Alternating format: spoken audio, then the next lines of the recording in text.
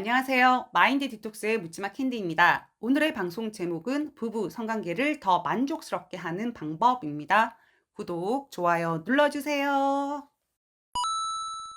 배우자 외도 방송에서 뜬금없이 섹스, 부부 성관계 이런 방송 주제로 나오니까 좀 놀라셨겠지만 제가 상담을 하면서 섹스의 만족도가 부부 관계에서 차지하는 비율이 생각보다 큰 비중을 차지한다라는 사실을 알게 되었습니다.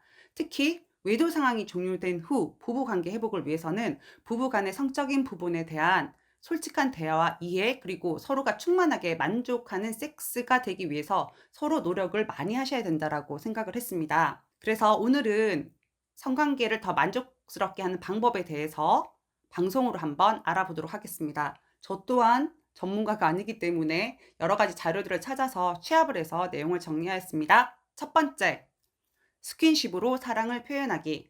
물론 개인의 취향이기는 하지만 대부분 성욕이 아주 강하고 그것이 좀 큰 경우, 신혼 기간이 끝난 후에는 설레임이나 새로움이 많이 사라지기 때문에 아무런 전이즈, 스킨십 없이 바로 삽입해서 피스톤 운동하고 집중하다가 그냥 사정하고 그렇게 바로 그냥 끝내는 경우가 많습니다.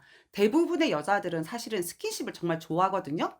전이라고 하죠. 서로 몸을 쓰다듬어 주고 만져주고 서로 쳐다보면서 어 동물적으로 짐승같이 그냥 섹스 그 피스톤 운동에 집중하는 게 아니라 '아 나 진짜 사랑받고 있다. 아 나 정말 이 남자를 사랑하는구나.' 이런 느낌이 들도록 일방이 아닌 서로서로가 충분한 스킨십으로 서로 몸을 달군 다음에 그 뒤에 피스톤 운동으로 들어가는 게 좋을 것 같아요. 근데 사실 아내들 또한 남편들의 일방적인 애무만을 바라고 누워 가지고 시체처럼 가만히 있으시면 안 됩니다. 남편들 사실 상간자랑 했으면 어떻게 섹스를 했을까요? 그들이 하는 거는 일반적인 다른 생활을 하는 게 아니라 only for sex이기 때문에 섹스를 위해서 온갖 기술과 테크닉 집중하게 되거든요. 그래서 뭐 그 상간녀 때문에 내가 이렇게 해야 되는 건 아니지만, 예를 들어서 남편은 오랄 섹스를 원하는 경우에 아내분도 싫어하는 경우 되게 많거든요. 뭐 으악 하고 뭐 이렇게 하는 경우도 많은데, 이제 뭐 결혼 생활도 하고 애도 낳았는데 큰 마음을 먹고 실행해 보는 것도 나쁘지 않다라고 생각을 합니다. 남자들에게 있어서는 오랄 섹스도 삽입 섹스처럼 쾌감이 아주 큰 성행위라고 하더라고요. 그러니까 좀 더 적극적인 섹스 스킬을 다 사용을 해 보시기 바랍니다. 두 번째, 상대방의 요구에 강하게 거절하지 않기. 섹스 거부를 당한 아내분과 남편분들은 상대 배우자의 거부가 3번 혹은 4번 이상 반복이 되면 자존심에 상처를 입고 그때부터는 아예 본인이 섹스를 거부하고 각방을 쓰기 시작했다는 분들이 많았습니다. 왜 우리 옛날 영화 중에 결혼 이야기 영화를 보면 심혜진한테 섹스를 하려고 했는데 거부를 당한 최민수가 엄청나게 세게 냉장고 문을 닫았다가 열었다가 닫았다가 열었다가 하는 모습을 볼 수 있었는데요. 섹스 요구에 대한 거부가 상대 배우자에게는 지울 수 없는 치명적인 상처가 되기도 하거든요. 사실 그런 일 이후로 바람을 핀 경우도 있었어요. 그러니까 이제 물론 매번 다 응할 수는 없죠. 내가 원치 않을 때 하면 그것도 간간이 되는 거니까. 대신에 그게 너무 지속적으로 되거나 강하게 거절하게 되면 상대 배우자도 상처를 입을 수 있다라는 걸 잊지 마시기 바랍니다. 세 번째, 다양한 체위와 스킬 배우기. 유튜브에서 찾아보면은 야동이라고 하죠. 야한 동영상이 아닌 옷을 다 입고 남녀가 다양한 섹스 체위를 직접 하면서 보여주는 그런 채널들이 있더라고요. 제가 직접 찾아봤거든요. 네. 시간이 남아서 찾아봤습니다. 근데 아는 게 힘입니다. '아 난 별로 관심 없어. 그딴 걸 왜 배워? 여자는 그냥 가만히 교신하게 있어야 돼.' 이런 식의 고루한 생각에서 벗어나서 섹스는 남자, 여자 모두 함께 즐기는 것이고 내가 만족하기 위해서 이런저런 방법들을 찾아본다라는 마음으로 하시면 됩니다. 성인 샵 등에도 함께 손잡고 가 보시고 요즘 젊은이들처럼 야식꼴랑한 섹시한 속옷이나 뭐 빵꾸가 뽕뽕뽕 나 있는 옷이라든가 아니면 그물로 되어 있는 옷이라든가 그런 거 있잖아요. 채찍은 아니더라도 그런 의상과 성인 기구도 사서 함께 즐겨 보셨으면 합니다. 네 번째, 집이 아닌 다른 곳에서 섹스하기. 집에는 사실 뭐 아이들도 있고 집에서 맨날 입던 잠옷 입고 같은 공간에서 섹스를 하게 되면 질리기도 하고 분위기도 나지 않잖아요. 그리고 새로움도 없고. 남자들이 가장 매력적이라고 여기는 여자들이 처음 본 여자라고 하잖아요. 어쨌든 약간 새로움을 느낄 수 있도록 하기 위해서 시간을 내어 가지고 호텔이나 여관 아니면 차 안 등 새로운 장소에서 뭐 한 달에 한 번, 한 달에 두 번 이런 식으로 시간을 정해 놓고 그런 섹스를 한번 즐기는 것도 좋다라고 생각합니다.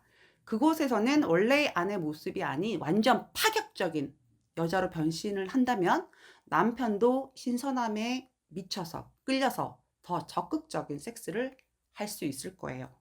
예, 그러니까 다른 공간으로 가서 섹스하는 거 진짜 강추입니다. 사실 회복하는 단계에서 이런 방법 많이 쓰시거든요.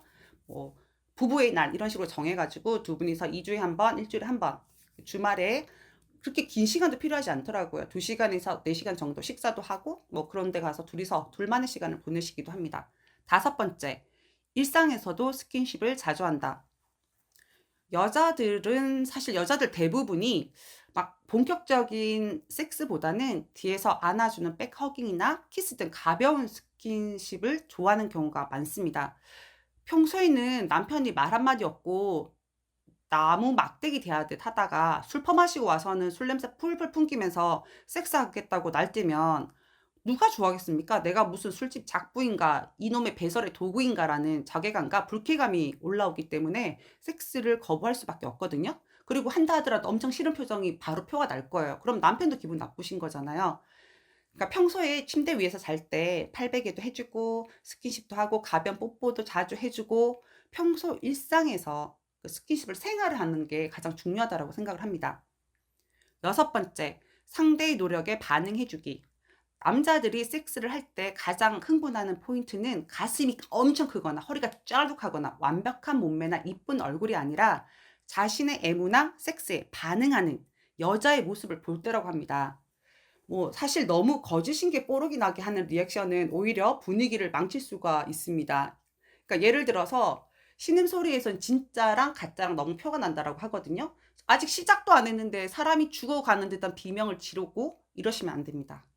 분위기에 맞게 상대방과 함께 교감을 하면서 느끼면서 그렇게 섹스를 한다면 자연스러운 반응이 저절로 나올 거라고 생각합니다.